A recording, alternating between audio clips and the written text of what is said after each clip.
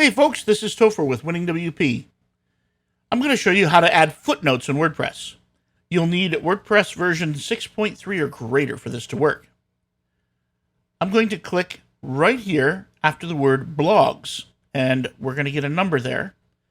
When I click there, this bar appears, and we want to click this little down arrow for more, and there's footnote.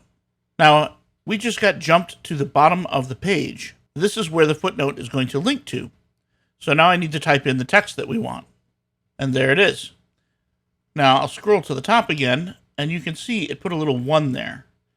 So now let's publish and view the page. And there's the 1. And if I click it, it jumps to the bottom.